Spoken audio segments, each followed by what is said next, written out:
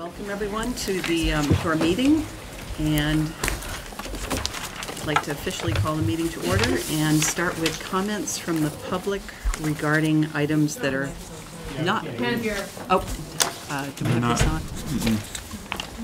You're going to have to listen up. There's no amplification. These are for RETN. Sorry. All right, I will speak as loudly and clearly as I can.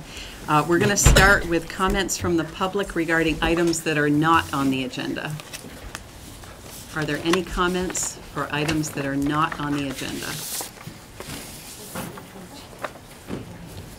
All right, seeing none, I will move on to agenda item number 3. And actually, I'm going to make a slight modification to the agenda to have David give an update on the safety and security plan. And where do you want to add that, David? I think we can put it after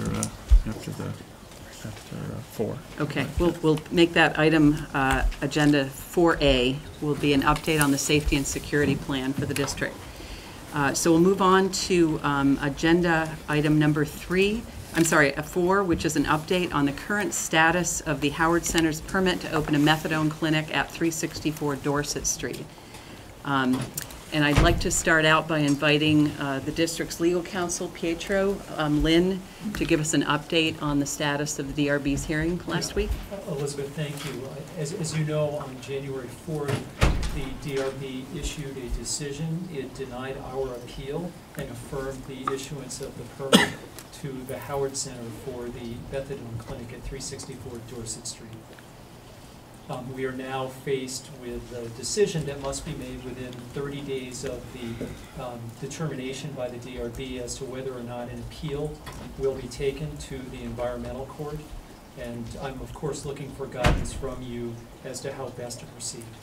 Okay, so my understanding, Pietro, is that that appeal, if the board were to make that decision, would have to move forward by the February 4th timeframe? That is correct. Is that accurate? All right, can I, and any comments from the board? Any discussion? My view is that we should proceed with taking the appeal. I don't know if you need to have a motion for that. And is it okay? Is it appropriate for me to move to take the appeal? We can answer questions after. Yeah, I make motion to appeal the decision. Second.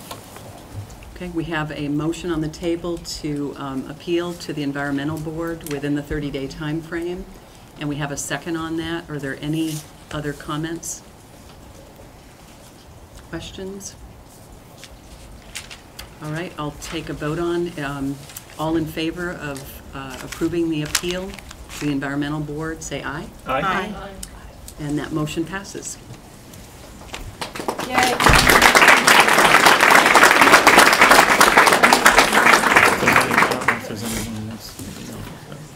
I know a lot of you may be here specifically for discussion on the issue, and I'm not sure if you want to take any more time out of your evening at this point, but I will open up for a few comments from the public if anyone would like to make some general comments at this point. Yes? I have a question more than a comment. Do you have the money to pay for this, or is this going to have to go to the voters as a bond issue? Do you know?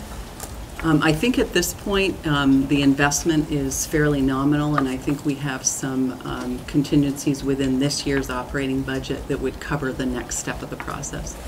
Thank you. Yes? I just wanted to remind you, I know I've emailed you all, on the November 20th, at the November 20th DRB meeting, I had submitted just over 1,300 signatures from residents in support of the relocation of the clinic. So there's a phenomenal amount of support behind the appeal, just so that you are reminded of that. Thank you. Could I just state your name for me? Oh, yes. I'm sorry. Could you state your name, please? It's Debbie O'Brien. Okay. Thank you, Debbie. Yes, in the back here. If the appeal gets denied again, is there a further course of action that you know of? Let me turn to our legal counsel on that. Yeah, if we do not prevail on the appeal, it can again be appealed to the Vermont Supreme Court. Okay. I guess the secondary question I have is there something that we can be doing in parallel with the appeal that can help to stop it from happening? such as a zoning ordinance or something like that? From a purely and strictly legal perspective, there's not much you can do within the context of the appeal. Obviously, the political sphere is far broader than the legal one, and obviously political pressure has an impact on decision makers. So can I pose that question to the board then? Is it possible for us as a whole, or you as a board, to help a group of us to maybe start a zoning appeal or zoning ordinance change or anything like that? Yeah, I think the school board is taking the action that we are legally able to do at this point with the motion that just recently passed. Okay, thank you. And I'm sorry, can I get your name as well? Yes, it's June Shen Epstein. Thank you very much. Any other comments or questions? I think we all have a lot of concerns, which is why we're all here. I guess one of the things that I question is on what grounds did they reject the board's request to move the clinic? Yeah, I know that's published, but maybe, Pietro, if you could give us a really brief Absolutely. summary. The decision is a 9-page decision that was issued by the DRB. Effectively, it denied all of the arguments that we raised, and the arguments that we presented to the DRB to hearing were as follows. First, there were some safety concerns, and I think all of you, or at least some of you were present, some of you can guess what those arguments were. That was flatly rejected by the DRB, both on legal and factual grounds. Second of all, there were issues around whether or not the permit was properly issued given the traffic overlay district issues. The conclusion reached by the DRB was that rather than the ordinance language controlling this location, that instead they would go with a map. Because if the plain language of the ordinance were applied, then the permit would not have been properly granted. Instead, they decided that the map would apply, and under the map, this location properly received its permit. There were other arguments having to do with exterior renovations, arguments having to do with traffic impacts. All of those were rejected as well. So as a consequence, every argument we raised was rejected by the DRB. We have numerous grounds to appeal to the environmental court. And Elizabeth, if I might, the standards that will apply legally are the same at the environmental court, but the environmental court is not bound by anything that has already been decided by the DRB. It comes to it fresh. It is what we call a de novo review. Okay, and so when you issue your appeal, do you seek comments from the public to bolster that appeal, or is it entirely the purview of legal counsel? Yeah, it is. Unfortunately, this process is far less open to people than the DRB process. So only those who are interested party or have interested party status will be able to participate in the appeal.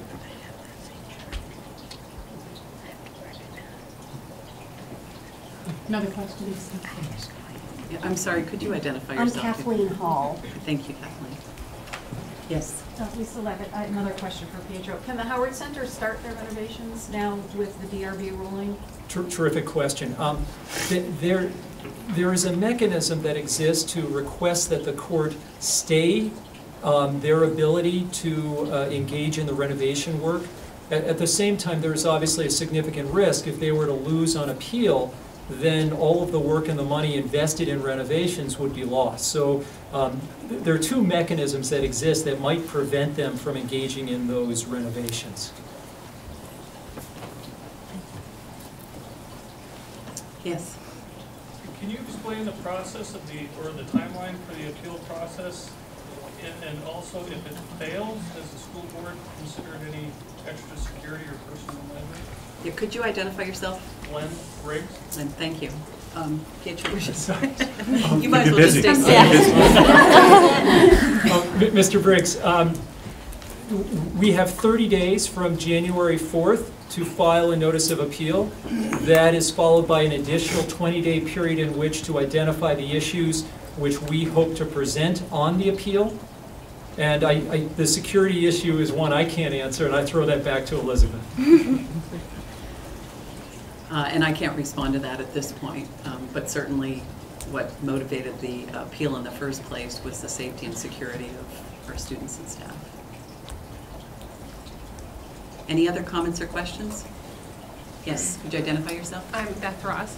I was just wondering has the Howard Center made any, addressed any of these issues? Like and I'm coming in here like last minute, if we did have this center here, these would be the things that would be in place that would address the concerns of the community, and we would be cognizant of that.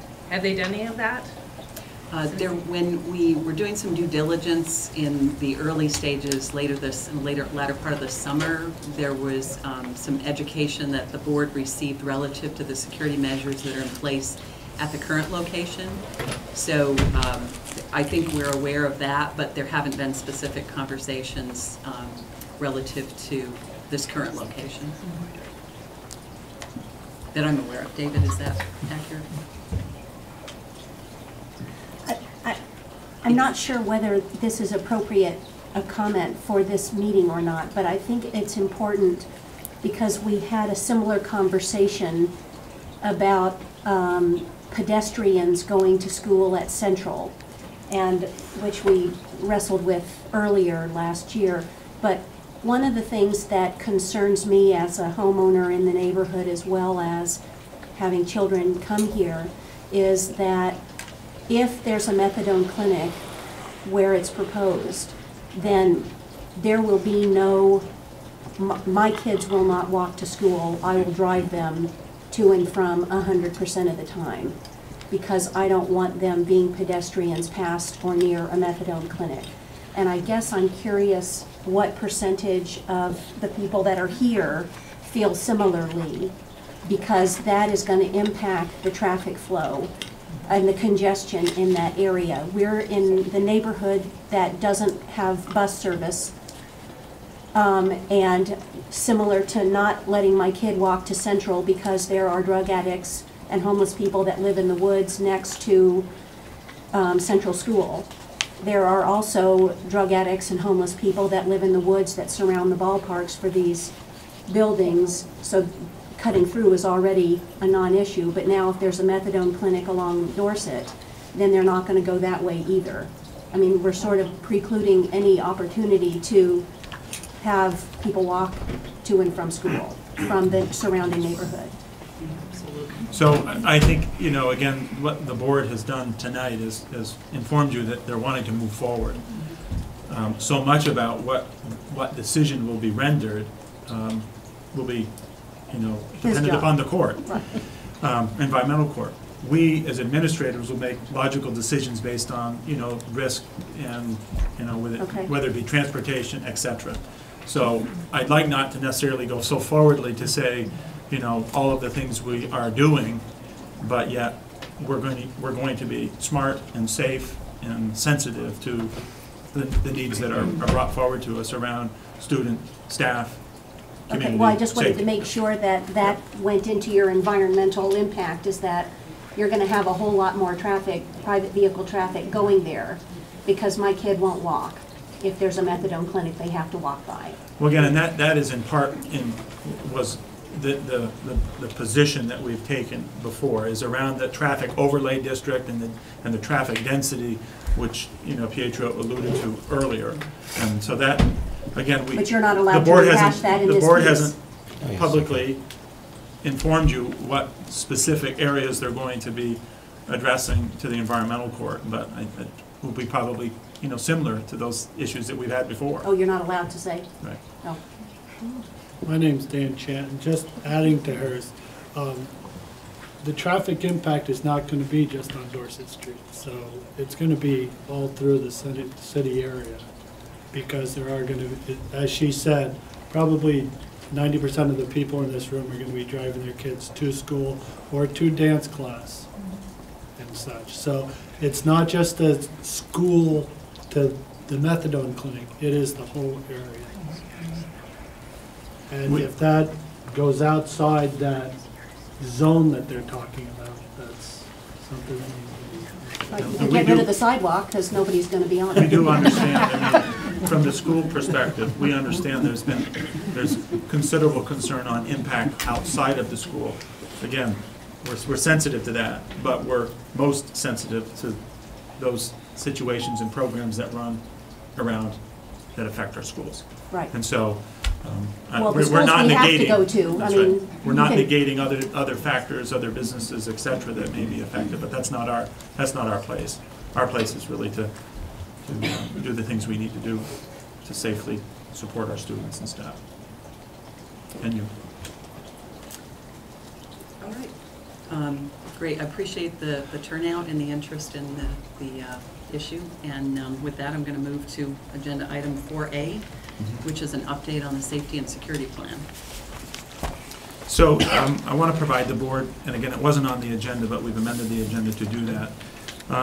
We currently, since the SAD event that took place in Connecticut, have been in, well, actually, starting on that very next Monday, we've been in a restricted access. Our doors have been essentially locked in the front doors, and we've been having individuals let people in, and that's not been easy, although we have felt that it's been appropriate. We've remained in that restricted access status, and at this point, we're going to remain in that restricted access status for the remainder of the school year.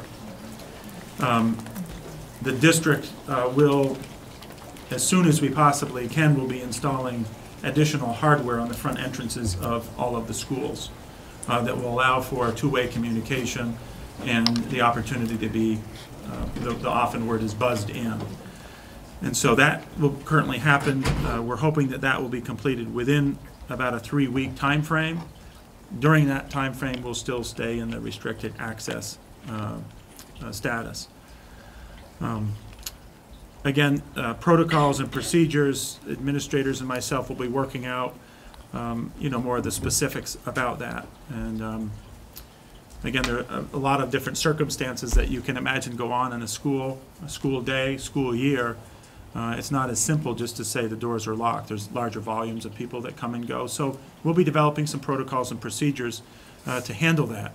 But to be too informative to those things would be also not safety-oriented either. So rest assured, we will have procedures and protocols, but that is the way we are going to move forward. And again, we are lucky that we have systems in place currently. Our staff do have identification badges that allow them to get access to all other doors. Our district has been locked. All other doors in our schools have been locked. And our front doors, as you know, in the past have been open. And this is a change. And this is not an easy change for us. It's not an easy change for us as a community that welcomes people to come in and spend time with our children and educate in a positive way. But things are different. And so that's where we're at. Thank you. Comments? Brenda Beeline, I'm curious about the library access. Has that been changed since last week? Or? The library access is a public library. The library currently is open. The front entry is open, although there is a restricted access individual who we have placed at the entrance into the high school. And so we're working on how that will move forward as well. We've got some ideas in place, and the high school administration and the library folks we're going to be working with them on that as well. Yes. Curious what time I'm sorry, can you identify yourself? Chris Thrain. Curious what time of day the restricted access starts. Yeah, that to me I think and it's not that I don't trust you, but I think it's disadvantageous for me to specifically say when doors lock and unlock in an open public, just because those individuals who, I hate to say that may want to come in, might be better informed. So I think it's wise for us not to do. Safe to say that, large volumes of individuals, we're not wanting to open the door for 500, children coming in. So there's some logic that will be applied to that. Any other comments or questions? Great. All right, we'll move on to agenda item number 5, and this is another second public hearing on the 2014 budget process. So we're gonna go to the screen, Elizabeth, and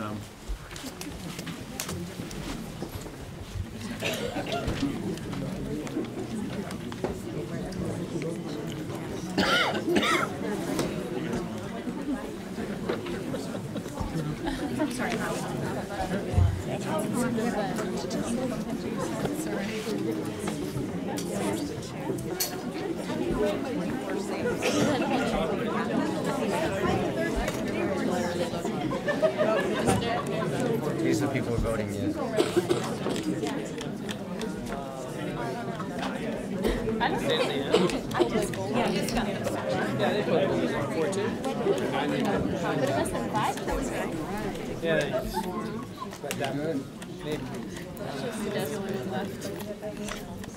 Well, actually, I'll take one.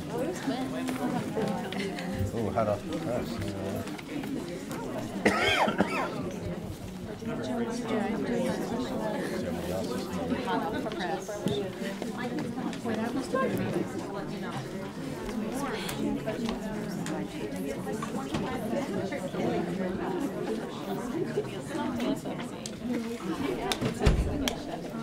What's the one? The special ed.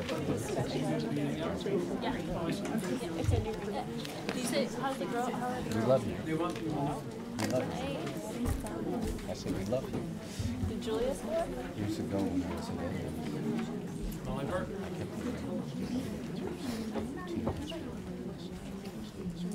It's too much of a time commit and I can't do it. Anything else?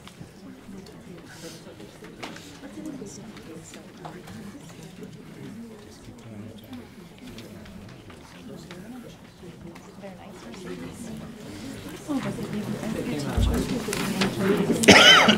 okay, so go ahead and get started. Don't worry, a lot more is coming out of your school too. Again, we're jumping right into some information, but before we begin, again, this is for the board, is has the budget in front of you a good number of times. Again, I think it's important to say, from my perspective, representing, my administrative team,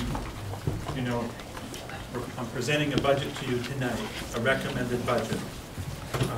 What I will say, under times which are stressful financially, but at the same time we feel that we are able to continue to move the district forward educationally in meeting our district ends. So, I want to start out really just identifying that. As a school system in South Burlington, I'm proud to be an administrator here. I'm proud to have the staff that I do. At the same time, we live in a community and we need to balance all of those needs as well. And so I'm sensitive to all of that and want to start out. So what we're going to do here is in the handout tonight, there is a table of contents. So I'm going to take you through the 8 areas of the table of contents, all the way down to the recent history and budget votes. And then additional information is available in your packet and certainly can have questions to ask. This very opening sheet is really our recommended budget summary. And a couple things that I want to point out to you is this budget represents a 2.16% increase. A 2.16% increase. That's, again, total budget increase.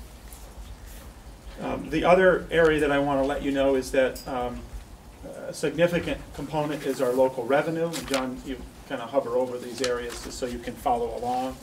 Is our local revenue, as you can see, significantly has gone down. You can see our employee benefits are increasing at overall a 7% increase. And most of this is, again, attributed to healthcare increases in life insurance and unemployment, just to name a few here. I'm also going to just let you know, John Stewart is our business manager, those of you who don't know, but he and I will kind of be going back and forth, maybe some pieces that I don't have or don't say, so you can expect him to interject as well. And then lastly, the operating portion is up as you can see, 2.61%, and that's mostly attributed to professional purchase services. Moving down, again, this is a little recap for folks. The board obviously knows this, but for those of you here the first time, we are at the bottom here at the budget recommended on, for this January. We've had 3 budgets. We've done 3 options. Option 1 was the preliminary budget, essentially what the board called kind of a status quo, and we're calling that preliminary. We also had an option 2, preliminary budget, plus an innovation opportunity, and that's represented there, both on the total budget increase and the tax rate, projected tax rate that's associated with that. An option 3, which was to get down to a 7-cent tax rate increase, and this correlated to the governor's direction around having our budgets draw increase around the 4.8%, which represents for us in South Burlington, in our district, a 7-cent increase. After that, following that meeting, this meeting happened on January 2nd, the board directed me to come up with working from the status quo, and my words, not theirs, kind of tightening your belt, if you will, to get to a place that might be what I would say a little bit more appropriate and sellable to the community. So this budget now is being recommended, which represents a tax rate of 1.5254. We're going to go into some more details about what that means. I think it's important to note too, this is the first time the board is seeing this information. They have not seen it ahead of time. Again, we've been working on it since last week, and so again, I just want to be clear about that. Also for tonight, I'm sharing the information with the board, and it's likely, comments and questions will happen after this, but the 16th will be as our target for budget adoption. So moving on, we're going to go to our budget development sheet, which provides some additional clarity, I think, although there's a lot of numbers on here, so bear with us and follow John's cursor. I'll try to walk you through this. The preliminary budget that we first presented to the board represented the 3.66% increase. That's kind of a place where we're working from. We then are at our this recommended budget that now has reductions of $631,208. That subtracted from that upper portion gives you the 43,016,751, which then represents the 2.16% increase. Our draw from the education fund, you see our reduction in revenue, and then our Act 68 expense, which represents a 7.02% increase. That's the amount that we're pulling from the education fund.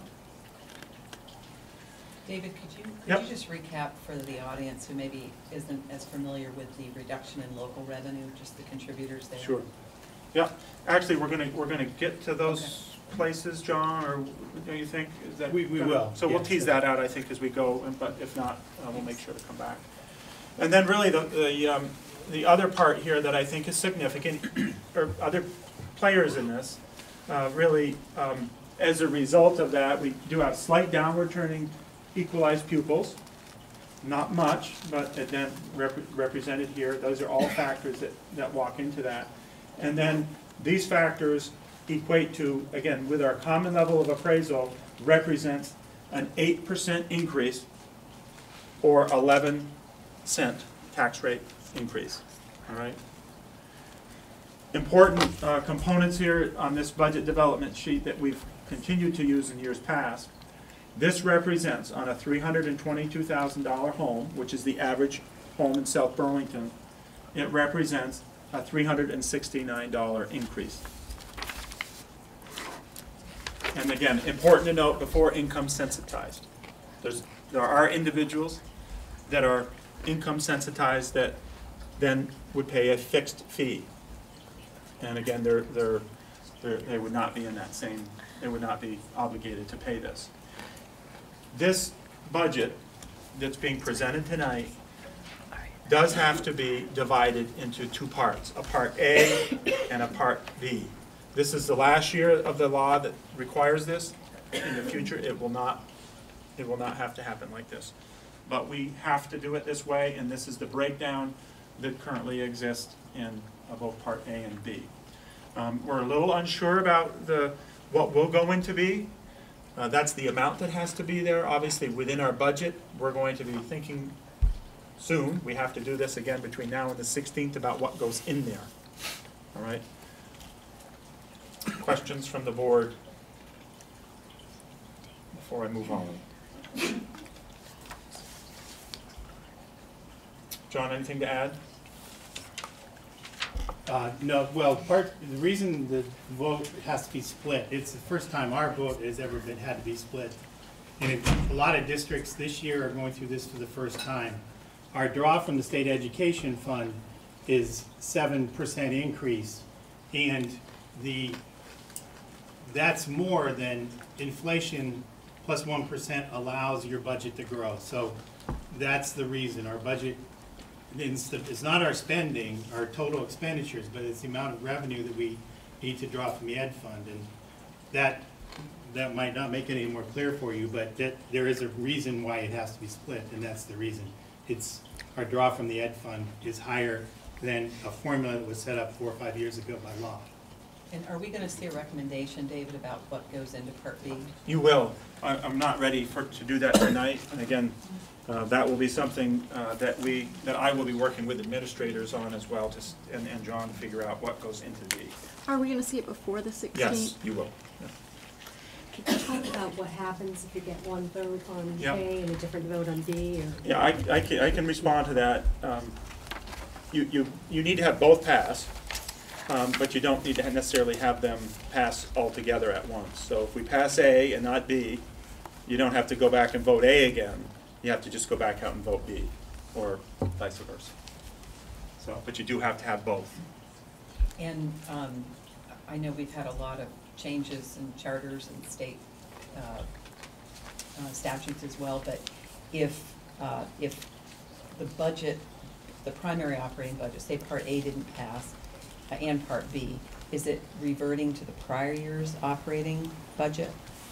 Does that after I forget the exact date, we can run the system on, I think it's an 85% of the previous year's spending until we get a passage. And so you continue to be out in the vote cycle. And if you exhaust your votes and you choose not to, then you have to run at the 85% of the prior year, and allows you to borrow up to that amount. So we're going to move on. We're going to go into some specifics now. And again, as I go on, and not wanting to really call out my administrators, but I got the administrators in the audience tonight. It's nice to see them working their long hours, but I appreciate them being here. I want to say that the work that is presented here represents some tough discussions around how we continue to move the district forward, how we continue to provide good opportunities for students, but how we are also being conscious of the financial situation that we're in. I'm going to go into some more detail on this in a few areas, but let me just start out. Obviously, the school board has made some reductions themselves, and no salary increase, etc. Obviously, you don't have much of a salary, but that was a decision that you made last meeting of just call that out, that was done. At the elementary schools, you see a reduction, and important to note that in the preliminary budget there was 4 less teachers at the elementary level across all 3 elementary schools, so a total of 4. This one calls for an additional teacher out. And I'm going to share with you some additional information about what that represents. At the middle school, you see that there's a $50,000 reduction in total. Again, on the left column, you see them adding, but again, these are areas that can be reduced. I'm not going to necessarily read through all of those, but again, a lot of the non-core components that are there. High school, again, there's there's a list here. These are sections eliminating about 2.5 FTE teachers. The reduced opportunities eliminates one entire language offering, reduces or eliminates in the following areas. Again, these are some sections: environmental studies, AP, French, etc. You can read through that, and you can have it in front of you. David, can I ask you what the enrollment is like in those languages? Do we have a lot of demand for? Well, I think it's safe to say, and Patrick is here tonight, and I'm happy to have him answer that question. But typically, you know, we have enrollment. We have enrollment in all of these sections, and part of the tough choices at the high school are where do those then students go? So when you have a small enrollment number, where are those students then going to migrate to? If they're in a series in a language program, for instance, or if they're in a series of another, where are they going to go to, and what are their logical choices? Those are difficult decisions that the high school administration has had to wrestle with. And again, we're playing around with some very delicate scenarios around potential removing of an opportunity for a student. But again, this was our charge, and this is what's being put forward. In special education, you see a $140,000 reduction, some psychological services, speech and language expense reductions, and then one FTE special educator at Chamberlain, again, based on caseloads. Support services district-wide. Again, these are some things that, in addition, we feel that are appropriate. Delaying our K through 5 computers, again, going out with an extended warranty with our 6 years. Again, we want them to be reliable, but again, this is an opportunity for us to stretch that. Reducing our copiers, business office reduction, etc. Some savings in fuel, cost at convocation. We do put up, and it's important to us, but making those reductions. Some lighting and sound work. And the high school gym roof, again, under our stewardship plan, we do feel that we can defer it another year. The roof is fine, but again, it's at close to its useful life, and part of our identified stewardship plan calls on that. So that brings us to the $631,000 and arrives us at that 43,016,751. I'll pause for a second before we go on to the elementary configuration. Any questions? I have a question, David. With the psychological services reduction, we contract out for a lot of services, and I wondered if some savings in the contracting out versus and having actually positions within. You know what I mean? Yes. Rather reduce the contracts and keep those services Joanne in. is here, who, again, I can Hi, Joanne. say that, you know, this is a delicate balance between the ability for us to run it more efficiently with staff, and then where we make the decision to go out and contract. There are pieces and parts that come along that push the overflow that requires to go out. Again, Joanne, I don't mean to put you on the spot, but is that? We have moved to have more in-school services. That's been a push that we've had in the department. So we have, you know, shown some savings over time to try and do that. But this is just a looking at the total budget that we had for psychological services and realizing that we could do some savings in there. You know, and it could be due to the fact that we haven't been contracting out as much. We've been trying to have in-house. We now have 2.5 psychologists right in the district who are able to work within the district, build capacity beyond teams, and also do all their work right within the district, which has been very effective. And we wanted to keep that model in so more of a year-over-year expense review that has led us to that. Right. Thanks. Other questions? Okay, we'll move on. What you're going to see now is the elementary configurations. And I'm trying to present this in a way, and let me just start out and say that, you know, I recognize and sympathize with wanting to have ideal class sizes. It's an important component.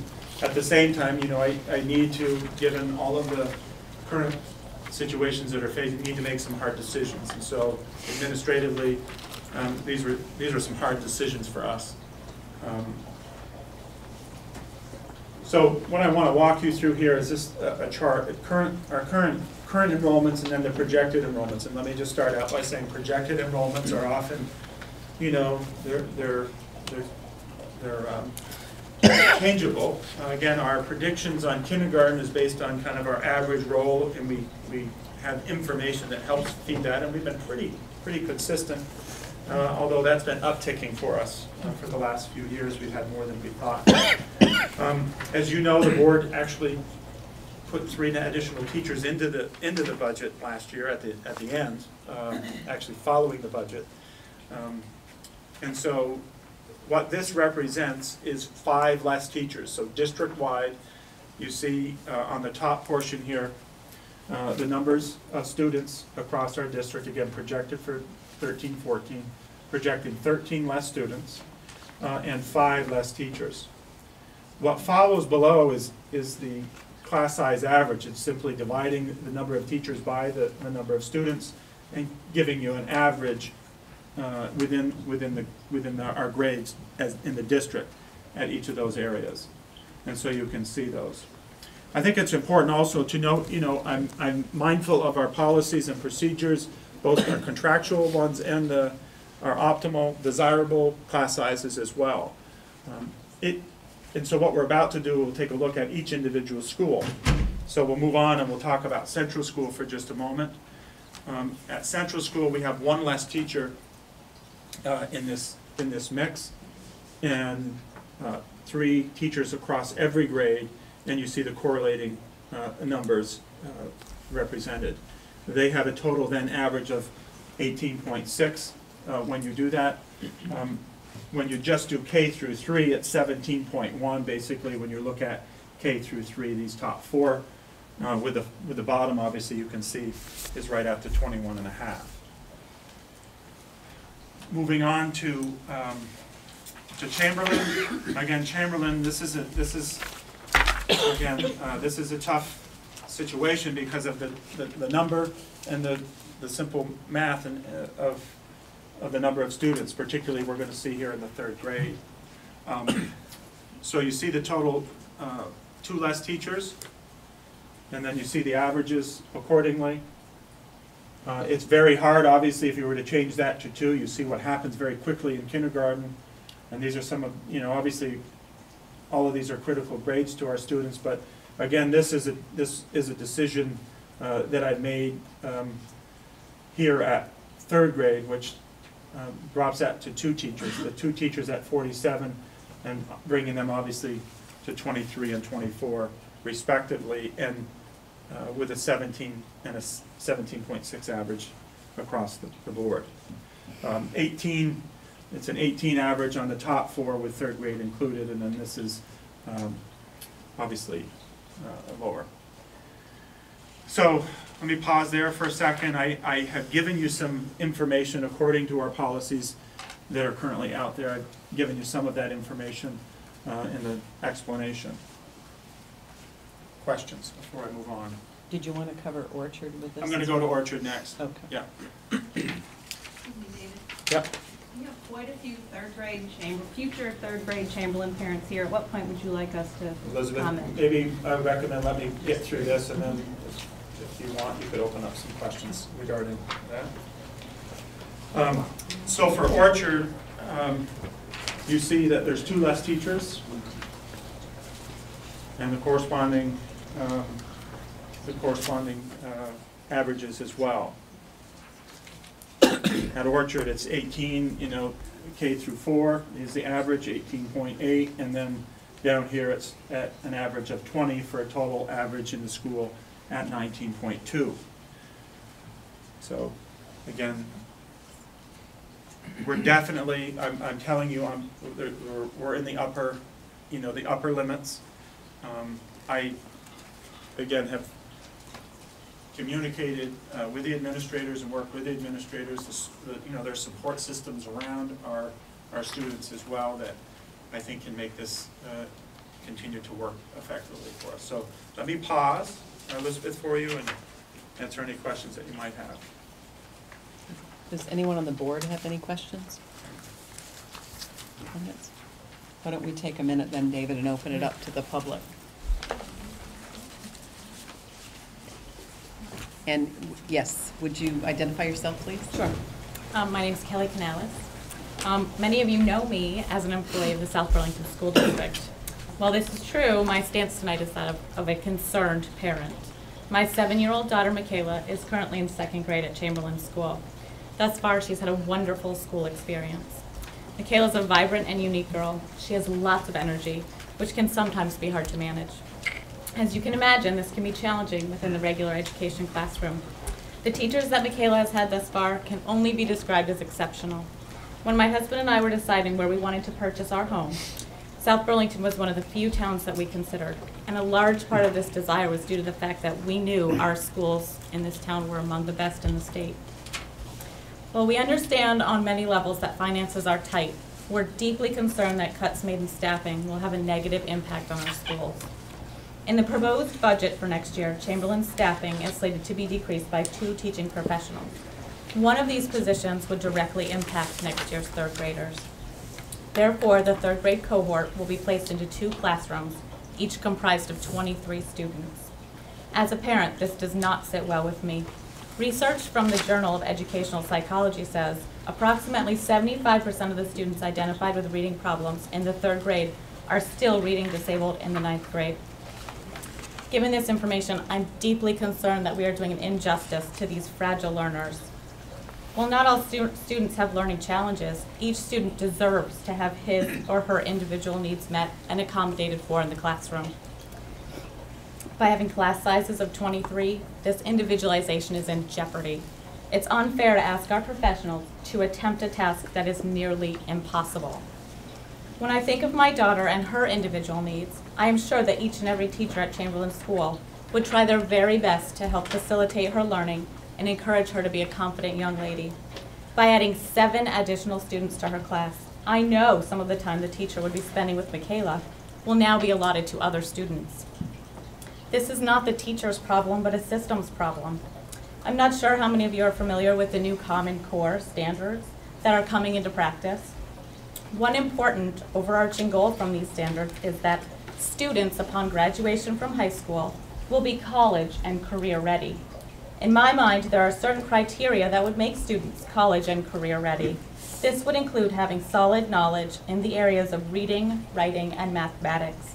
If we aren't giving our young learners the support they need, it's quite possible that they won't have the foundation which they need to succeed in the future. There's no easy answer to this problem. I won't argue with you about that. And I certainly don't have the solution. However, I'm asking you as a parent to explore other options than to cut professional teaching staff.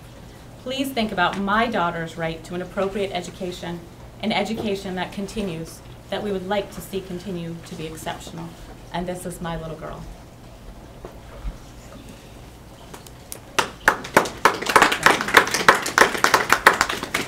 Thank you. Other comments, questions? Lisa. Yes, I just wanted to Lisa. know what your assumptions were for school choice in these numbers. Is it the same as this year? The school choice built into the elementary. Yeah. Yeah, there's no change. Yeah. Again, we really don't have school choice, as you know, at elementary. It's really in-migration or out-migration numbers only for our elementary population. No, school choice. Well, yeah, different, but yes. Our own school choice we have, Right. so. Is that what you meant? I'm not sure about paying in Kids district. can go to different elementary schools if Yes, so under AYP, AYP. Is that- AYP. I should have, yes. yes, under AYP, that's still a consideration that we'll have to be watchful of. That's absolutely What were your right. assumptions for AYP? We really, again, that was, when I looked at this, Central School obviously is currently is not identified, both Central and Chamberlain and Orchard are. And so that is also a component of the decision, although quite honestly, that has not been significant. Our community schools have done just fine, and our enrollments have stayed pretty steady over the course of this past year. Kathy? I guess I would just ask the board to consider a few things. I have to first of all say, I'm the third grade teacher. I have 24 kids, so not to appear self-serving, but I do have a few concerns. And you know, one of the things that I would say first of all is that if you talk to any teacher and you ask them what they could do, what could be done to improve the educational opportunities for children in your class, I think universally you will hear over and over and over again, class size. Class size is the one factor that, you know, we have control over, that the fewer kids you have, it's just math. You know, do the math on it. The fewer kids you have, the more attention each child gets. So, you know, it's just a reality. It's a simple reality to consider. The other thing is that I think that there's something kind of unreasonable about us looking as a school system across our 3 schools and saying that in one school, you know, we're providing educational opportunities for students where there are 16 students in a class, and at another school there are 23 in a class. I mean, that really represents a difference in their educational environment. You know, just in terms of the attention that they're given, the instruction, the style of instruction that you have to do. I mean, I think we have to be realistic. If you're going to put 24 kids in a class, then the instructional methods that are going to be used are going to look different than they will in a class of 15 or 16 kids. And so, you know, I'm your employee. I'm going to do whatever it is that you direct me to do next year. But, you know, I also need to, I hope that we'll all be realistic that, you know, we're going into a year of the Common Core, new expectations, new, you know, new ways of assessing kids, changing standards.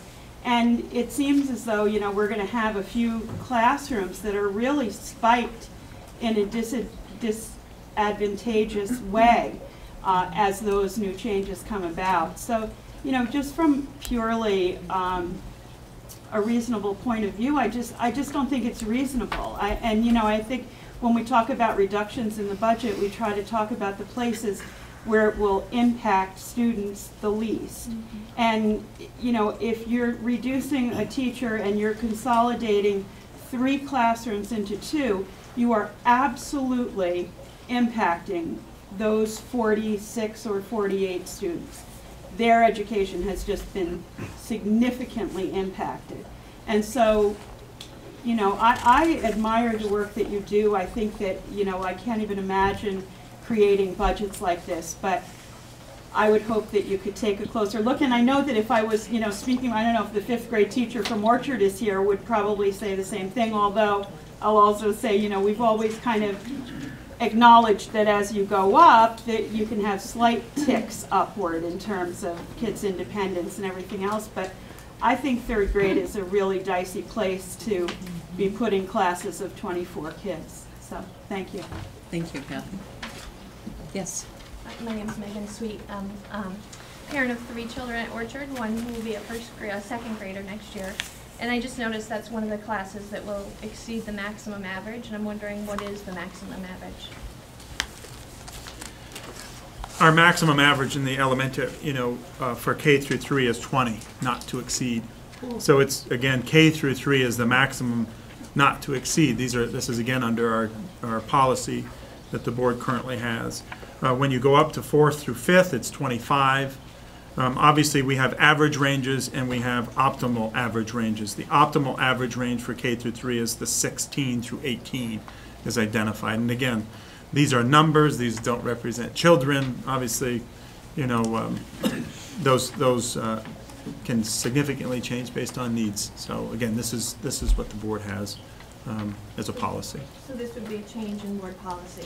Well, there are some, and again, when you look at K through 3, and what I provided you was, again, the average overall, right? The K through 3 average at Orchard would be 18.8, right? And again, but again, it's about resourcing. It's very difficult, and when we look at 47 divisible by 2 versus 3, it's significantly different. And at a time when we're trying to be mindful of, number one, the outcomes for students, but also being mindful about, the impact to the taxpayers, this is again what I'm presenting to the board. Important for me to tell you, the board hasn't seen this. They're hearing it from me just like you are tonight. And obviously my administrators know, some of their teaching staff know, obviously, but again, to say this is most desirable, we're not in a most desirable state, and I'm trying to make good decisions that will not further jeopardize the ability for our taxpayers to pay.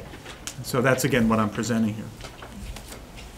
Yes. Hi, my name is Melissa Baker, and I could probably find this information out if I Googled it, but I'd like to know, where does South Burlington stand as far as class size versus state class size versus national class size? Do you have that information? I don't know off the top of my, I don't know. I mean, the data is available. You can find it in most every school. I will tell you that I tend to believe we're well within close to the optimal range, probably in our elementary level. We've often been right in that 16 to 18 or lower in some cases in our K through 3s for a good number of years for all of the reasons that were shared. And I think the same thing, we've been underneath most of these maximum not to exceeds for a good number of years. The board has made, this board and past boards have made really concerted efforts to work with us on class size. And again, last year was very evident of that. Yes, Dan? I'm Dan Fleming. Let me just make a couple comments about the fiscal realities of what you all are looking at. For the last 3 years, the district has benefited greatly from federal grants, which are no longer going to be there. That's the major reason why there's this big uptick. It's not the only reason. You have healthcare costs going up. Those healthcare costs are projected to go up in the high single digits for the next few years. It's going to become an increasingly big problem. So I really worry about how the public is going to accept this quantum jump in taxation, which they're all going to see. It's going to get split into 2 parts, which I think puts the second part in much greater jeopardy than the first part. So you may really be looking at numbers that are, whatever that number was, $1.5 million, $1.1 million additional reduction just to keep it within the A section of what you talked about.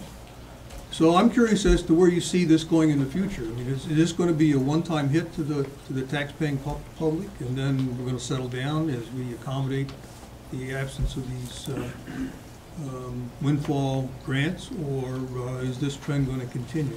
What do we know about that?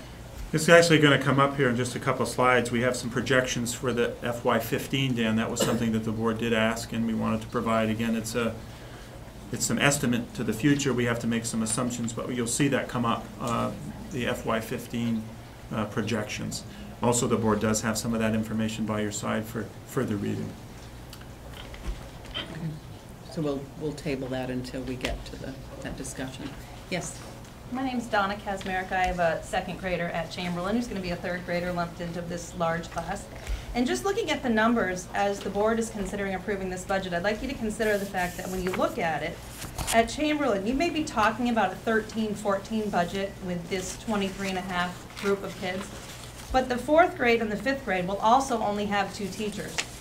If your projections for kindergartners are going to continue to be correct, it looks like what's going to happen to my child's grade and those children that are along with her, they're going to continue to move from 3rd grade with 23 to 4th grade with 23 to 5th grade with 23. Conversely, when you look at Central, at 16.7, 7 children less, which I know has been pointed out, they potentially are going to move through a 4th and a 5th grade that has 3 again. They're going to have 3 years of potentially only 16 to 17 kids in their classroom. When you look at Orchard, on the other hand, they are looking at a 3rd grade that's 19.7, which I agree is right close to the average. However, the grade above them has 4 teachers, which gives the possibility, should the numbers allow it, for that grade to be split up again and reduced. We're going to get to 6th grade with 47 children from Chamberlain who have spent 3 years getting significantly less opportunity and less education, potentially, than the other children coming in from Central and Orchard. When we get to 6th grade, we're gonna have a severely imbalanced group of kids from what they've been able to achieve at Chamberlain for 3 years with like 24 kids in a class versus what Central's done at 16.7 and what Orchard's been able to do, which looks mathematically like they'll be able to reduce at 4th grade level. So when you're looking at that budget, I implore you to consider my kid and the 46 kids that she goes to school with and what's going to happen to them not only this year, but really significantly, in my opinion, for the next 3 years of their elementary school life. And I do thank you for your time and effort. I know it takes a lot to do. Thank you.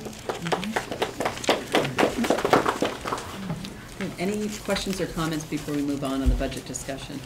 Yes. I have a question. Is there a magic number where you're adding a helper, an teacher's assistant to the class? Can you identify yourself first? Michelle Ambrosino. I have Thanks. 3 kids at Orchard, 2 5th graders, and I can honestly say I've had 3 years of 20-plus students in a class. My 5th graders, I have them twins in separate classes, and they're in 24, 25 kid classrooms.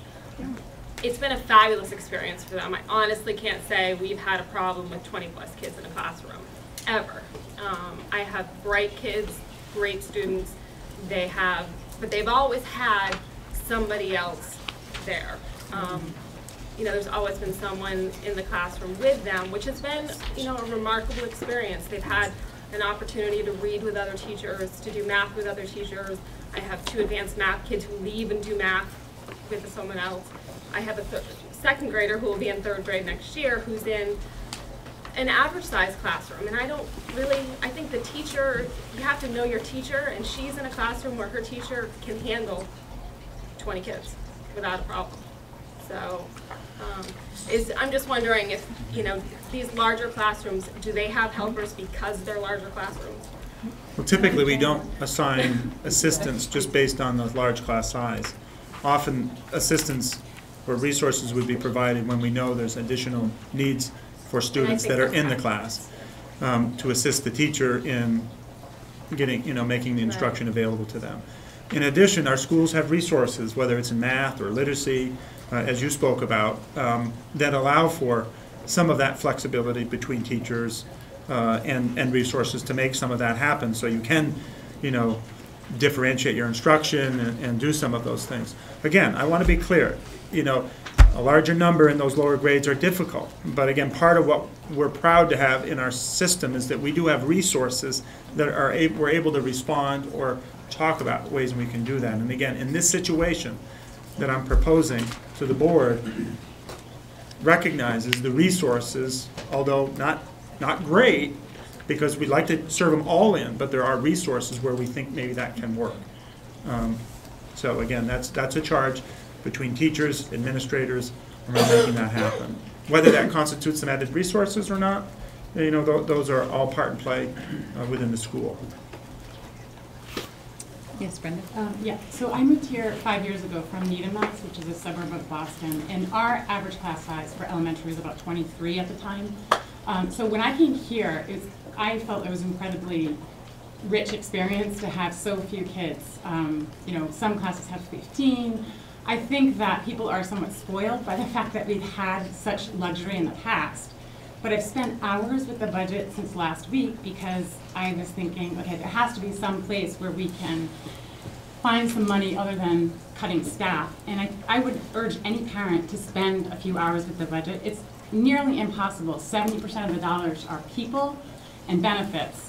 30% other, you cannot squeeze the money out of that 30%. It's impossible unless you want your buildings to go to pot. And so I think the bottom line is if you spend any time trying to figure out how to reduce this budget, you're going to come to the conclusion that we've had a very rich past and it cannot continue because the taxpayers cannot bear that burden indefinitely. So we're going to have to really make the hard decisions. So these ratios actually are better. Last week we were looking at $1.5 million squeezed out of the budget. Now we're looking at $600,000. This is actually a much improved picture than we were looking at just a week ago. We sort of met in the middle and moderated some of the changes. But I know as a parent, because I'm a parent, I want the best for my child. But I think people have to look at the big picture, which is we need to look at what's the best for the community, and that includes taxpayers who don't have children in the system and we have to kind of find the balance. So that's all I want to say. Thanks. Yes, Frank? I apologize for coming late. I'm Frank Geyer. I was down at the legislature today, and I must admit, I just got up from my nap. But my question is how many more meetings are there going to be where there will be maybe more working committees? I know in the past that you had community working committees on the budget. Is that going to happen, David? Well, we do have a budget advisory group that has met several times. We always want to try to meet more frequently than we have, but they've met. That has been a group that we've opened up to the public. You know, we do ask that the involvement happens from the very beginning because, as you can imagine, just even with this, there's a lot of information that needs to first go to folks. So you can't have people coming in just for one-off meetings. We certainly welcome if somebody wants to sit in and listen. We've done that. But as far as upcoming meetings, Frank, we have tonight, and then a week from tonight is really the board's going to need to be making a decision and adopting a budget. We then have to begin to move through all of the other gates that need to be in preparation for a town meeting and budget. And can you just tell me when the next advisory meeting is? That I don't know that we've set that, have we? We've done really essentially. As a result of this work, there may be a need to pull us back together for another check-in, communication to the public outward. We haven't set another one. A lot of our work has been up to this point to get us to this point. Okay. Well, I'll probably just make an appointment with John and run over some of the questions. Okay, thank you. Thanks. Let me just take the last two questions here so we can move on to the rest of the budget. Cindy, and I work at Chamberlain, although I'm not currently a third grade teacher. But when David was speaking about the resources and things, one of the concerns that popped into my head was that we're also cutting a special educator from Chamberlain. So we are losing 2 elementary classrooms plus another potential resource for those classrooms. So I just wanted to make sure that that was noted too. It's not just, it's 3 staff. Thank you. And in the back of the room? Hi there. My name's Heather Hill, and I am a parent of a future 3rd grader at Chamberlain School as well. And I know you've heard from everybody, and I know it's a very difficult decision to make and to come to these decisions, but for me, I'm concerned that we went through this last year as well. The same group of children were at risk of being put in higher classes, and I'm curious, between the 3 schools, what are the special education needs for these particular students versus the other schools? You're looking at, for example, Central School for future 3rd graders. There's going to be 50 students with 3 classes. I'm very curious with the scores, and was it the kneecap scores? Ours weren't so great. What are ways that we can maybe adjust this to improve that and not cut the additional needs that the children are obviously. Well, let me just briefly respond. Again, recognition of the sensitivity and what's in front of the 3rd grade class size. We do really work hard to staff our schools accordingly to really serve our students, and those children that are identified on IEPs or 504 plans or additional needs. As a district, we'd love to do a lot more, but as a district, I think we do a really good job in providing the necessary services, and our caseload management, where we look at the number of students that are in need of services and how we make sure they're resourced, is really looked at and evaluated. And in this particular case, we feel, again, that Chamberlain is able to do all of the things that we need to do to meet children's needs based on the expectation that the board has. So. I know we've got more budget discussion coming up, so why don't we shift to that, but I would just make a note, we appreciate the comments. Again, as David mentioned, the board is seeing this version of the budget for the first time as the audience tonight, and I know we share our concerns about providing adequate student and teacher coverage within all of our schools, so we appreciate the comments. Dave, why don't I take this? You go right ahead, Stuart. There are 2 measures of enrollment in the state of Vermont One is actual students in the classrooms, and that's what we've been talking about. And the other is equalized pupils.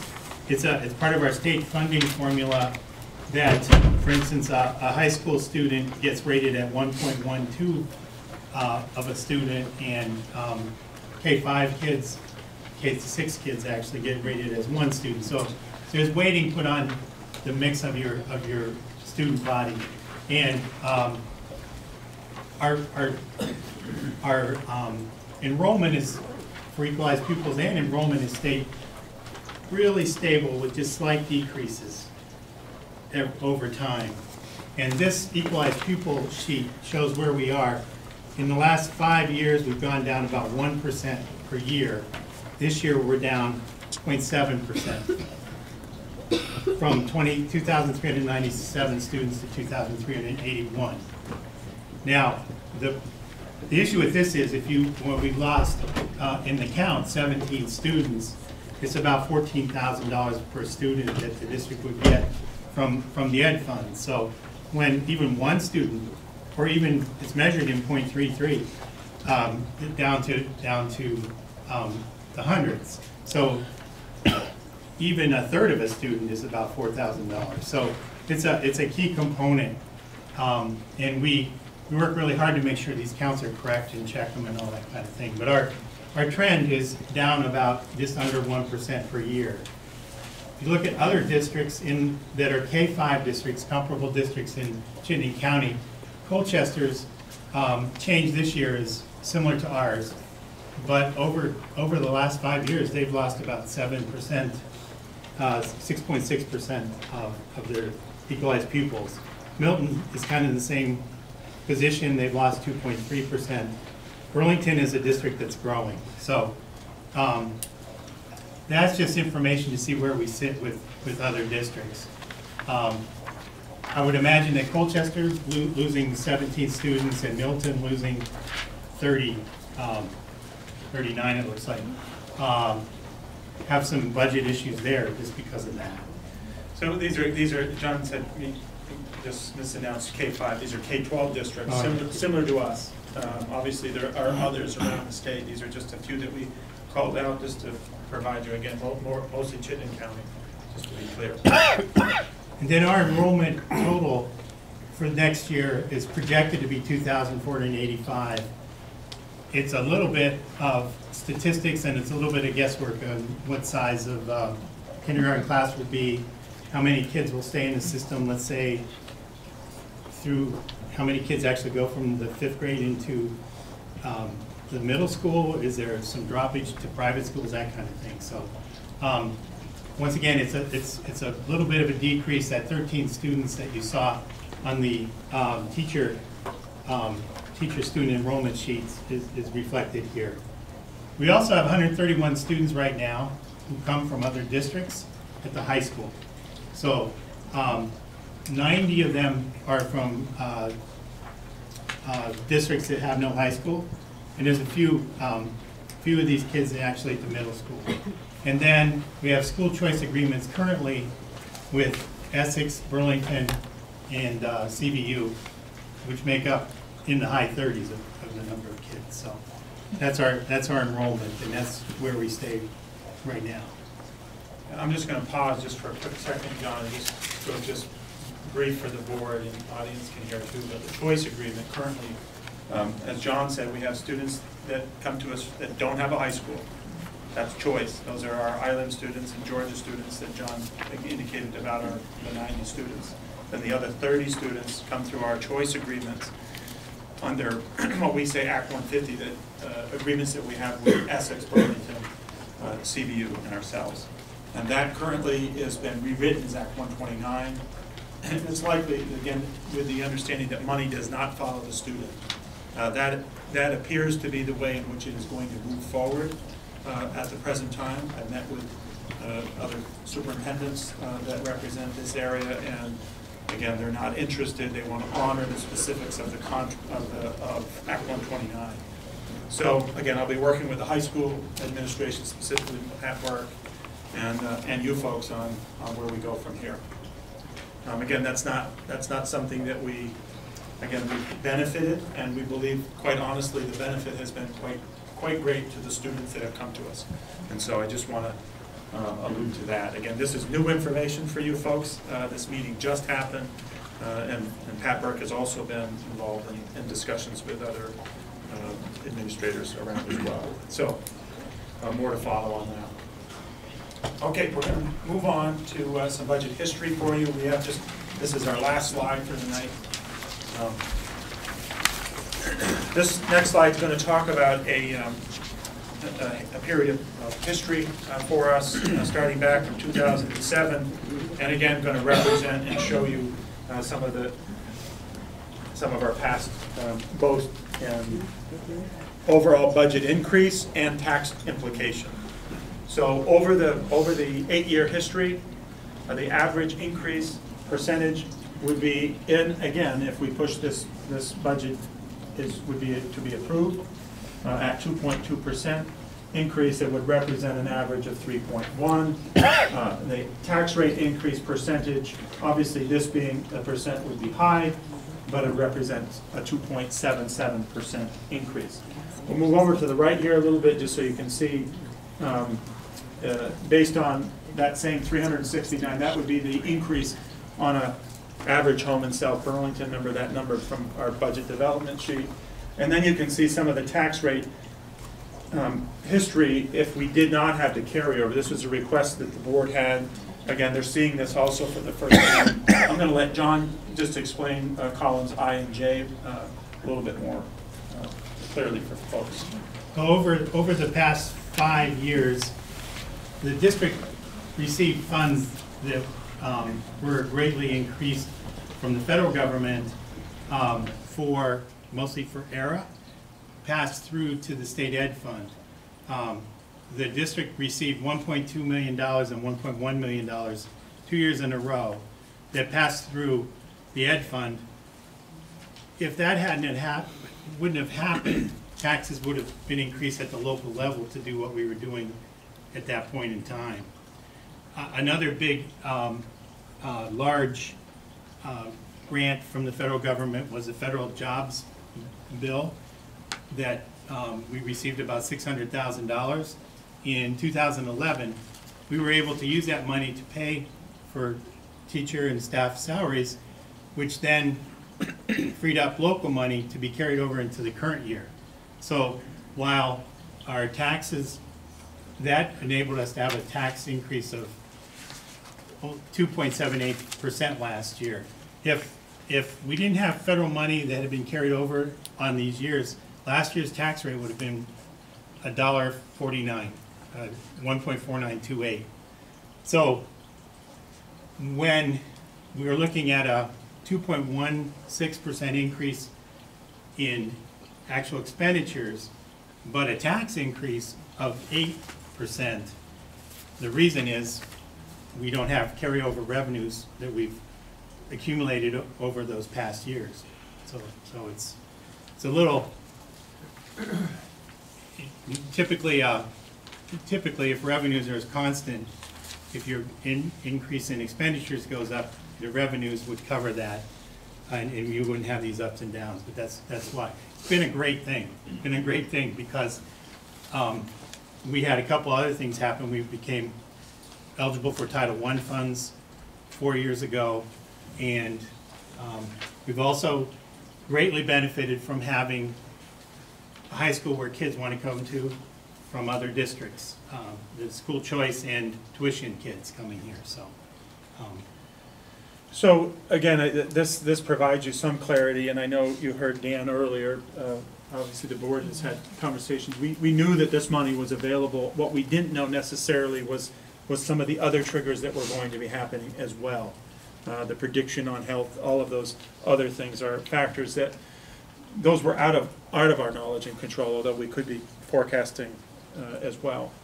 So before I just do a quick summary for you, again, I haven't gone over the other items in your packet. Again, the revenue components or the expenditure accounts, that's available to you.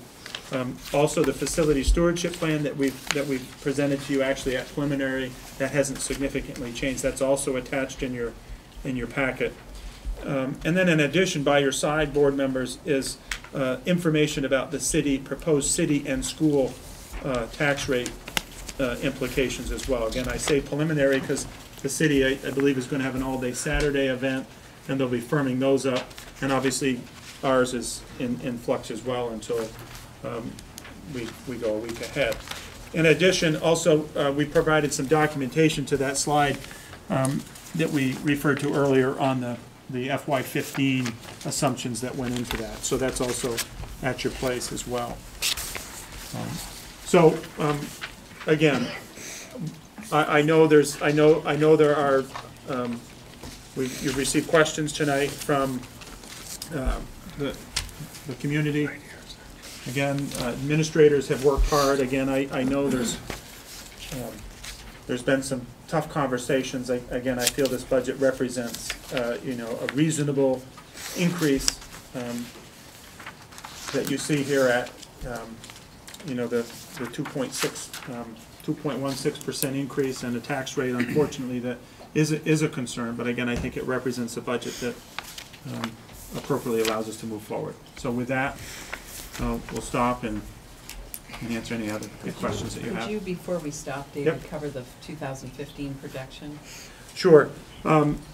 In the projection, again, this is information also highlighted on this sheet for you as well. But again, we made some assumptions in here around healthcare cost increases at 10%. We've appropriately or sadly, whichever way you want to say, talked about our school choice agreements dropping out, representing a reduction.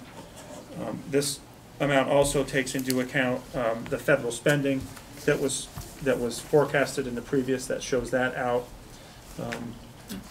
The repairs to facilities increasing is projected in there. Our debt service declining is taken into account. I don't know specific other highlights, John. I don't want to hit. Well, we used those carryover funds in the past. This current budget year is there is not expected to be a big carryover. We've used $100,000 as an optimistic look on that because we did add teachers this year. We used a lot of our contingency funds. So maybe the better grain size for you is a little bit on just general spending. We anticipated spending going up 3.16%. Local revenues are down, which we represent about a 1.76 reduction. The draw from the ed fund we're saying is around a 4.4% draw. Again, assumptions based on prior year activity. The number of equalized pupils, an estimate decrease of about the same number, about a 0.42. Again, in the represented amount of money. And the estimated tax rate would increase by about 7 cents, would be just under a 5% draw tax rate increase percent. So 7.5 cent increase. And the average home would be around the 232. So again, wanting to give a little bit of some vision for the future. Obviously, it's hard to be really, really clear around all of what might be going on. As you know, there's a fair amount of uncertainty. But again, some of our data is pretty good for us around our expenditures that we've taken into account. Okay, are we all set here? Okay. Great. Why don't we regroup questions from the board, comments from the board? There's a question out there, David. Oh, I'm sorry. Yes. I'm sorry, I just have a jump. What has happened to all the federal grants? Why do we no longer get them? It was mostly because of the resource recovery funds. When 4 years ago, when our financial system was going nowhere and there was no growth in the economy, the federal government made this money available. So that's why it's considered to be one time. And because there's been so much growth, it's Yes. not available. I mean, we do, Sorry, I just tried to understand. there are other federal funds, but the ARA money and the Jobs Fund money, the federal funds no longer. Obviously, we get other federal money for services. Those continue. But this big chunk of money that was essentially trying to stabilize the economy, that has gone away. And there are no other federal funds for Not education that we know of, unless you have knowledge that we don't have. No. Thank you. Good question. Just to further, our federal funding levels similar to what it was 5 years ago. We get special education funds through IDEA. We do have Title I funds, so it's not that there aren't any, but we're just reverting to that level. Okay. Board questions or comments? I guess I have a comment and a question, and it goes back to the elementary school staffing issue. I know we looked, the board looked at staffing, adding staff last summer in late August. And in fact, I recused myself because my daughter was affected. But the board considered, looked at the makeup of the cohort and really had gotten a lot of information from the teachers of the cohort saying, who had 23 or 24 kids in their class, and said this is, other classes, this wouldn't, or other times this wouldn't be a problem, but this particular cohort was very difficult and really should have them in a smaller class size. Because I'm concerned, I see these numbers and I'm concerned about the 23.5 in the third grade at Chamberlain. I'm a little less concerned just because of the number of on the second grade in Orchard. The 23.5, of course, in the fifth grade at Orchard as well. And I guess I do have that concern, but my question arising from that concern is I want to make sure that, has the administration really, and I assume the answer probably is yes, really looked at those cohorts and really to understand whether this particular third grade in Chamberlain, really we'd be doing a disservice unless we had 3 teachers and split that into 16 kids each. I guess same question goes for a couple of those other big ones. That's kind of my concern, but on the other hand, I don't think we're in a position that we can add back 3, 4 teachers.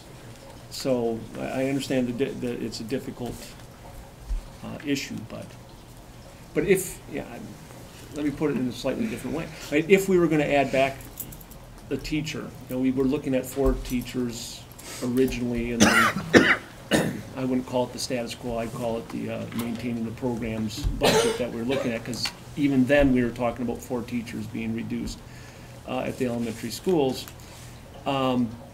But now we have this additional teacher that's reduced. If we were to add that teacher back, what would be our biggest bang for the buck, and where would it be most needed? I personally it would not push a budget above 12 cents.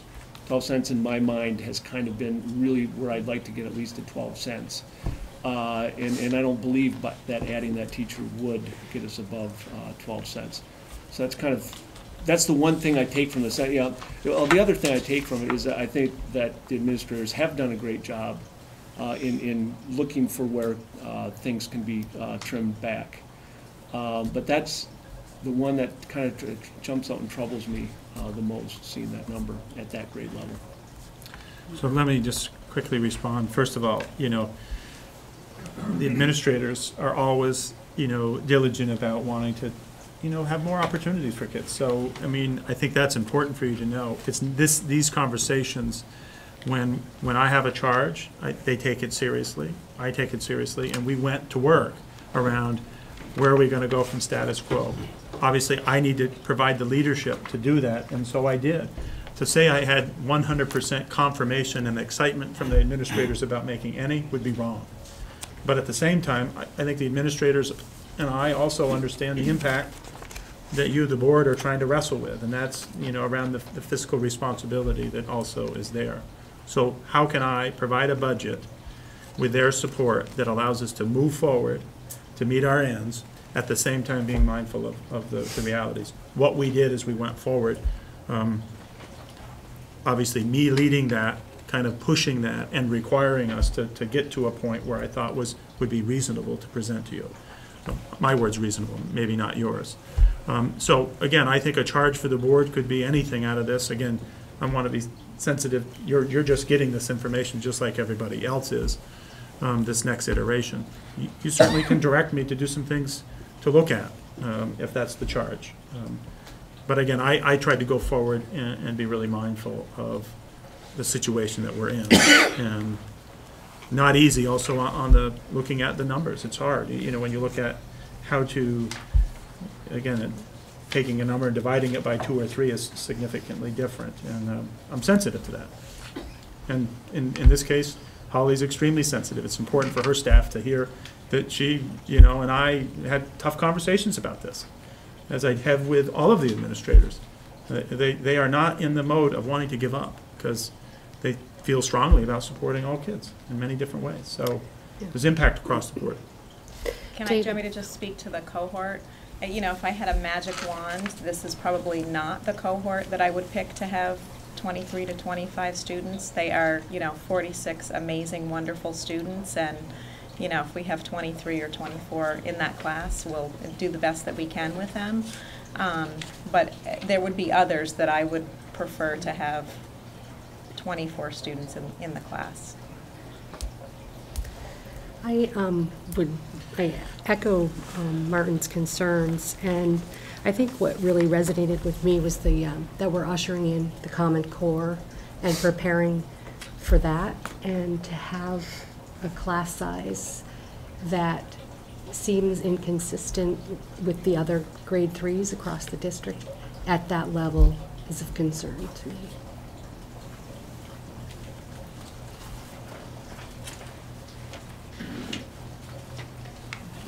Other board questions or comments? I have one question about, first a quick one for David about the FY15 projection. Did you have a healthcare assumption in there? Yes, that was. Sorry, I guess I missed that. No, that's all right. There was a 10% increase in healthcare. Okay, and I guess my other question is for, it may be for you, David, but maybe Pat could answer. One of the things that's come up over the past week from a lot of people, question for me is, when you look at cutting programs at some place like the high school that has a broad range of programs, how do you decide where to cut? How did you come up with this list, I guess is the question. Well, again, that's, you know, working with the high school administration. Again, I would echo the same thing I said earlier. These are difficult conversations, and I think as you, I've been, you know, identifying, you know, with the growing of a tree. You know, the trunk is, and the roots are a critical component of our elementary. As they move through the middle school, you know, we provide branches for kids to reach out and have different experiences. As they go to the high school, that's the more mature. They have many, many opportunities. And this is a difficult issue, because just simple enrollment numbers in a section, period, could significantly change the lives of those few based on their inability to have options into other locations. And again, that's my take. I understand that. Patrick, you know, I'm happy to have Patrick articulate that, if you would, a little bit deeper, if you'd like, Julie. Sure. Can you ask the question again? I think I understand. Yeah, the question is just, you came up, we saw a more detailed list of greater cuts earlier this week. This list is somewhat smaller, but when I looked at your first list, for instance, there were significant cuts to what I consider core courses. Yeah. And my question is really how you prioritize that and how you determine what goes first, you know? So, yep, so the first list that you saw was like over $600,000 in cuts, so that's obviously a lot different than this list, which is 125 to 150,000. Right. So the reason why you may have seen more core courses on the first list is because we have to run a complete program, and so there's some efficiencies in scheduling and things like that that you can do by messing with the core classes. You know, if we ran, for example, you know, English 9, English 10, English 11, English 12, that schedule is a lot cleaner than pre-AP this, AP that, honors this, perspectives, literature, you know,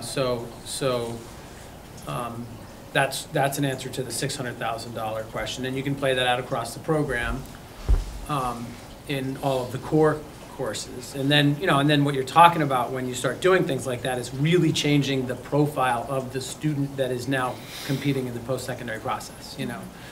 And, you know, it's just a lot. It's a much diminished high school experience vis-a-vis their peers who are participating from all over the world in the same process. So, and we can say, yeah, but, you know, the federal government cut our money, but the 29-year-old who's reading the application in 7 minutes might not care. It's another story. The list you see now, what we do is we run reports on student requests, class sizes as they schedule.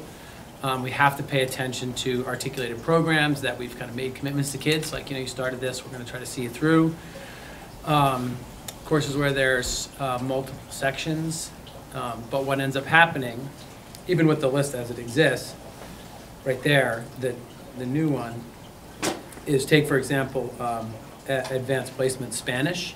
So right now we have, I think, 30 kids in advanced placement Spanish, and what happens when, and if we can drop to one section, let's say, and you think, well, 30 sounds like a lot, but actually 30 kids aren't going to schedule into one section of AP Spanish because it's going to conflict with something else, chamber singers, AP Physics, or something like that. So when you can put 2 sections of AP Spanish in the schedule, now there's less conflict, so it's more likely that kids are going to get the courses to which they aspire to enroll. So so that's a byproduct of some of what you're seeing there. So I'm not going to say we're not going to have AP Spanish next year. However, for a lot of kids, we're not going to have AP Spanish next year because they're going to have to deal with that reality. And when you go down the program, there's more than a few that are we're putting in that situation. And it becomes this kind of slow death of programs, you know. The best thing we ever did to increase enrollment in AP Physics was like tons of information about STEM and how important it is. No, it was add 2 sections of AP Physics, take it out of the conflict that it was in with French 4 or something, and all of a sudden, boom, the AP Physics enrollment took off because we could offer it in multiple places. So anyway, that's the long answer to the question. And, you know, I would say that all the courses on the list, with the possible exception of going from 4 languages to 3, they're, you know, the least enrolled in terms of numbers of students. Thank you. Any other board questions? All right, I'll open it up. Kathy, the question. Hi, thanks. I am looking at the substitute expenses, and if you group the paraprofessional substitute expenses along with the substitute teachers, then this is excluding long-term subs, but it's $350,000. And I think that's abominable, and I really challenge the board to work that out in negotiations, because that's a huge chunk of money that could go to rescue classroom teachers and programs.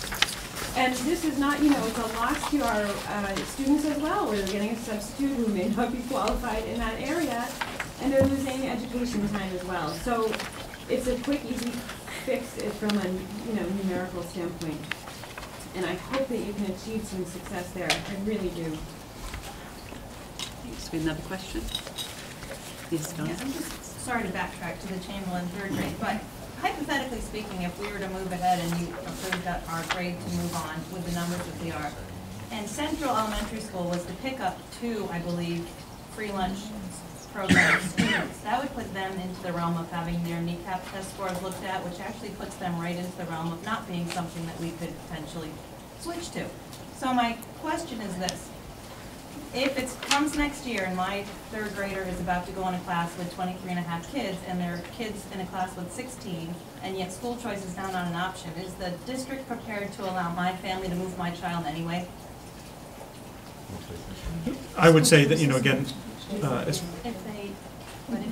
under AYP, is that for next year? It'll run for 2 years, okay. So It would be available. And again, just to reiterate what had happened this year, we were under that, we were concerned. Elementary principals, staff were concerned. And what we found is there was very, very little out-migration to central school. And I'm qualifying very little. My child. I was the first kindergarten at Chamberlain Elementary School, so trust me, I love Chamberlain. Yeah. So, but if my child's looking at 23 kids in a class versus 16 at Central, there's not a lot of question about what I would consider doing. So, next year's school choice will be available. Yes, Lisa. I want to go back to the high school. UVM's also facing budget pressures, and they're increasing the STEM, science, technology, engineering, and mathematics programs, because that is what employers are, that's what the jobs are. And I wonder, by canceling these courses before they even get off the ground, which are in the engineering realm, are we doing our students a disservice? Are we preparing them for careers in STEM and not offering this? Yeah. Well, I mean, again, these are what we provide right now in our system. Again, I think we provide good services to our children, and then we want to keep it that way. We're also, again, trying to balance, what we think is going to allow us to pass our budget and to continue to move forward to allow kids. We are in a place where, having to make some tougher decisions, it won't benefit us if we can't pass a budget, and then we're going to be back looking at something far different. Again, I think we can touch upon a lot of the reductions that are in front of you and have justifications on why they should be put back in or why they could go in.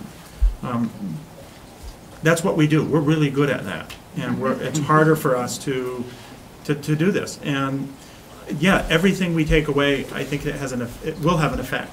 But it's going to take all of us to how can we support, one another and each other in our programs to continue to make sure kids are being served. So, and I'm not, again, the board's just hearing this the first time. It's likely the board will come out with some directions for me prior to next Tuesday or next Wednesday. But again, what I've provided them is essentially trying to answer the call around the direction that they gave me. Again, they didn't give me specific directions. I want to be clear with that. This is my proposal to them. That's a good question. Isn't it? Yeah, Dan. I have a question for Patrick. Just so that I can better understand, going to the core or going to the academic program to make cuts before going outside academics, I wonder how do you get to that point of not cutting something sort of extracurricular versus, like, how do you make that decision versus ending a section of an academic course? Well, there's 71, like, for example, all sub-varsity sports, all of it, buses, coaches, everything, $71,000. So, yeah, we could start to play with that, and that would get us not even too far down the road in terms of what I've been directed to reduce. And then what are the kids doing after school when it's they're definitely sports, something that's, right? it's definitely something that's I just wanted to considered. understand it. No, that's definitely something that's considered and, on the table. It just, what ends up happening is when you start saying, okay, well, we'll eliminate the 5 least enrolled sub-varsity sports, and we'll eliminate the 5 least enrolled clubs, and then when you're done with that, you think about all the kids that impacts, and then you look at how much money you get for it, and you're like, that's not a lot. But it's definitely something that we consider, and that was a part of the original, the massive reduction spreadsheet to which Ms. Beatty referred to. So,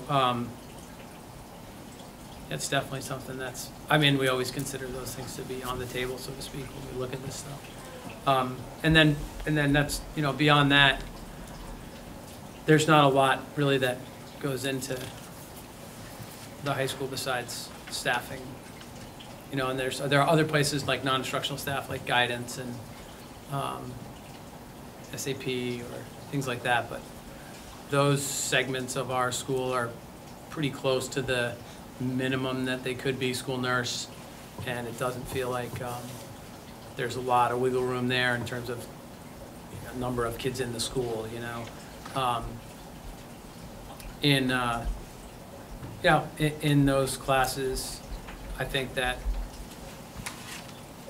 if we end up with those reductions, then we have to just try to find ways to make those things happen or bring them back in another year. Or I'm not really certain, you know, what the answer is. But the only way that I can get to those kind of dollars is by really looking at the courses, you know, or like stopping everything else. And these are things that are definitely going to happen, is my understanding. You know, this isn't something that the things that are on the table, so to speak, once the board adopts the budget, it's not like, oh, if the budget passes, like we're going to be looking at them saying that these things are gone. They're not part of the budget proposal that people are voting on. And so something like that, student activities, things like that that are so close to kids probably should be part of a proposal. If the community wants to cut it, they should probably have to be part of the proposal, not something that we don't give them a bite at that apple. Thank you. Other questions? I just think along that line, what would be nice for us to aspire to is some sort of metric so that when we do have cuts, we can try to measure the number of kids affected and what the possible consequences are, which may be subjective, but something more concrete. And if we had something that we could apply across situations, we might take some of the emotion out of it and just feel better about our decisions. So I'm not sure if that tool exists, but we might try to develop something to measure kids affected and things that you can't measure, like, for example, if you were to cut the sports, what would those kids be doing after school? And, you know, would they be playing more video games and violent video games? And then we have a whole different issue. So, you know, just a thought. I just had 2 comments. First, I wanted to thank the board for, I know it's not a lot of money, but it is money, and it says a lot that you guys, the stipends that you've taken from the budget, or not taken, but decided not to take from the budget. And the second is I was a product of the extra fifth grade class last year, my son, and it is a very, I know we talked about considering what the class is, and it has made a huge difference in his education from last year to this year. I can't measure that. I wish I could. Priceless. But I think it's probably priceless. Okay. At this point, do we have specific direction we'd like to give David before we vote to recommend a budget next week? I'd like him to look at that elementary school question that I raised, as far as adding one back, and what that looks like.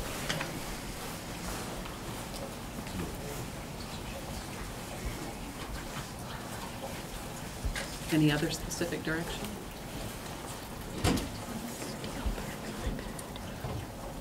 I think, David, from my perspective, we got a lot of good feedback today. I guess I would ask generally that you consider some of the feedback we've had, not only just around class size at the elementary school, but really looking at some of the other line items. And probably equally importantly, as we think about reforming the Citizens Advisory Group going forward, that like our capital plan, our stewardship plan, and I know, Mr. Fleming, you brought this up several times, we're going to have to take a longer view at really managing a school district that has a budget in excess of $40 million. And even looking at modest increases, you know, looking out 2 years, we have to assume that we won't have the kind of federal cushion that we had with the stimulus money, and I think we need to make sure we're educating the public, starting with this year, around what expectations might look like and where we're going to continue to innovate to drive some efficiencies and really provide the level of education that I think South Burlington is not only known for, but expects to. So, you know, to the extent that we can use this budget year to position a longer-term view, I think it's going to be critical. Thank you. Any other board comments? Anything from the public? All right. We're going to move on to agenda item number 6, which is setting our agenda for the January 16th meeting.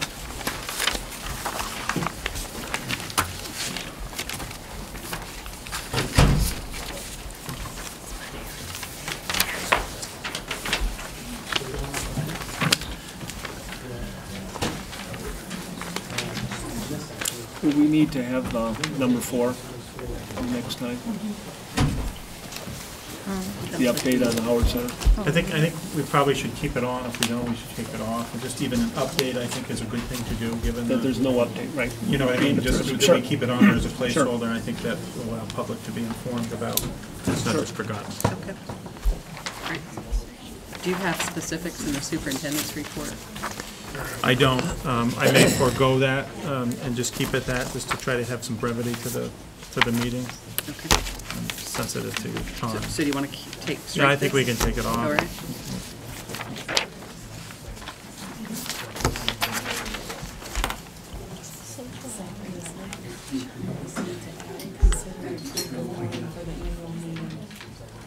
I'm sorry, what is it? Approval of the warning. Oh, okay. So we need to add that in. We'll put that in. She still doesn't have a voice. And we'll have an approval of the warning. That's what I gave Steve today, actually, to help us on that 2-vote rate. Okay. So we'll we'll change the public hearing to item number 5, and we'll have item number 6 being the consider approval of warning. Okay. And when we don't have, are we still waiting for our attorney response? Yes. Yeah, so that. So we can strike 7? Yeah. Okay. And 8. And 8, yeah. Yeah. Lots of things going on.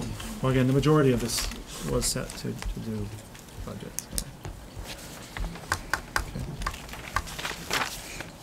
So. Okay.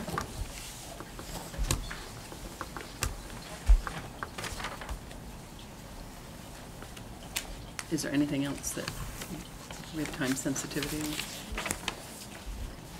Okay. We'll shift to item number 7 on future agenda items. Anything that can be deleted or anything we need to add? We dealt with the second bullet. Although that's going to come back with more information. You want to keep that on? Yeah, I would keep for that now? on there. I'd keep that on. All right. Anything else for future agenda items? If I might just say that we would very much like to present the Nutrition Services Strategic Plan on February 6th. That'll be the meeting after next. Great. All right. We'll shift to agenda item number 8, consider the minutes of the meeting of January 2nd. Has everybody had a chance to look at those?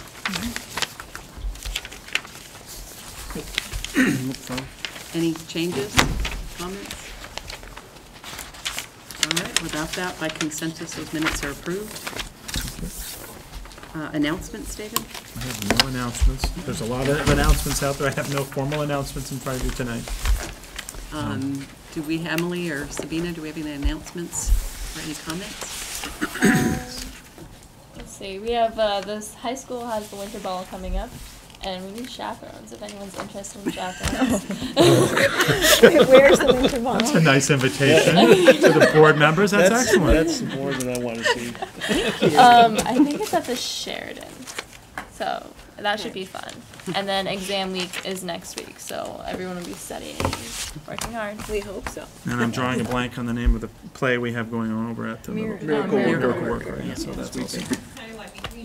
I know, that's probably why I couldn't remember it. I don't know. Just if you didn't see, but there's a really nice article about Tommy Royer and the hockey team in the paper today in the Free Press. So if you see that. And they are now ranked number 1. Yeah, they won tonight, 6-2. All right. Good. All right, any other comments? I just want to say that it's the second Saturday of the Christmas tree pickup Oh, for right, nice, so. music Make sure you department, come by my so house. if you have a tree, Did it you will be miss a picked up. tree? That's We You took can- 450. Wow. Yeah, it's been, Yeah. so you can put it out and It's you just been put 2 your days, you can yeah. put a check or something on, even clip it on the tree and, Yeah. right? Yeah. Some people like to wait until after the Epiphany. They keep their tree up. So Yeah. this year, we're doing it 2 Two Saturdays. phases, that's and great. Last year was fun. Thanks for letting us know that. I'll wait till I have my. All right, I'll entertain a motion to adjourn. So moved. In a second. All in favor? Aye. Aye. Aye. Thank you. Great, thank you. Thanks, everybody.